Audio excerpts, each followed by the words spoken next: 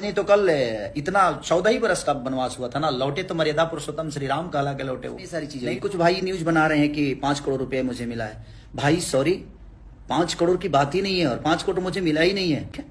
जितने पेमेंट मुझे मिले थे उतने का मैंने गाना दे दिया था। हाँ, बात यहां बिगड़ी कि आप मेरे हिसाब से काम करिए। तो मैं किसी का गुलाम हूं नहीं, मैं आजाद इंसान हूं, मैं अपने मन का, मैं नरक का राजा हूं, स्वर्ग का नौकर नहीं। मैं ऐसा हूं, मैं छोटा मालिक बन के जीवन चलाना चाहता हूं, बड़ा नौकर बन के नहीं। और आप सबने ये ताकत दी है मुझे, आप सबके बदौलत ये ताकत मुझे मिली है। नहीं तो एक लिट्टी बेचने वाली की औकात क्या हो सकती है, एक दूध बेचने वाली की औकात क्या हो सकती है, जो आदमी 10-10 घर में नौकर होगा उसकी औकात क्या हो सकती है। मेरी क्षमता मुझे पता है, मेरी औकात मुझे पता है कि मैं जमीन से यहां तक पहुंचा हूं, और एक मैं किसान का बेटा हूं। आज भी दिमाग में स्टार्डम नहीं है, आज भी मेहनत करता हूं, 24 घंटे जगता हूं। इस फैसले के बाद मैं पूरी रात सोया नहीं, वो जाहिर सी बात है। ये स्टार्डम चाहे जो भी मुझे मिला है, मेरी जिंदगी में जितनी भी उपलब्धियां मिली है, आप सबके बदौलत मिली है। और अचानक से किसी फैसले से ऐसा हो गया कि नहीं, मेरी पूरी जीवन रुक गई, तो पल भर के लिए मुझे लगा जी नहीं, गलत हो गया। सोचिए कि उस राम का क्या होता होगा, जिस राम को गद्दी मिलनी थी और अचानक से उसको वनवास हो गया। तो धैर्य बहुत बड़ा चीज होता है जिंदगी में, कि धैर्य अगर आपके पास है तो जिंदगी में आपका कुछ बिगड़ेगा नहीं।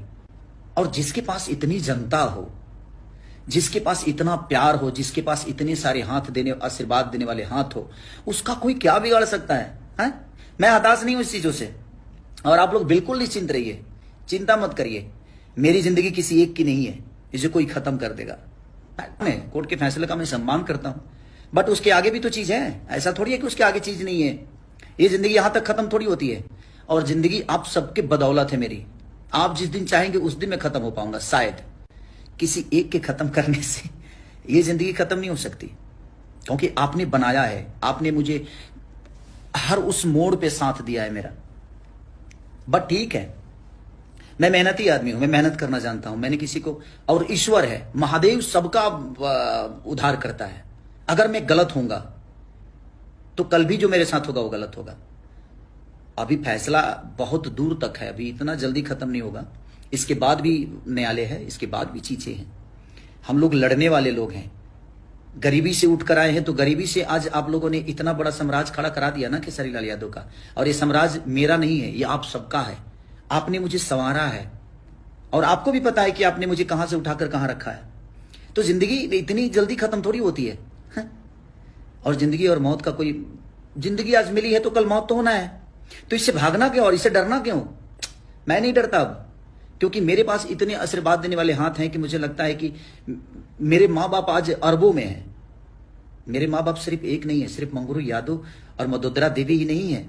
मेरे माँ बाप बिहार की वो सारी जनता है, यूपी की वो सारी जनता है, हिंदुस्तान में जहां जहां लोग मुझे प्यार करते हैं, आशीर्वाद देते हैं, सब लोग मेरे माँ बाप की तरह है, जिन्होंने मुझे संवारा है। और ठीक है, मेहनती आदमी, सच्चे आदमी को कष्ट होती है, नहीं तो राम को वनवास नहीं होता। वो सच्चे थे, राम बन गए तो बन गए। अगर वो जंगल नहीं गए होते ना, तो मर्यादा पुरुषोत्तम श्री राम नहीं कहलाते।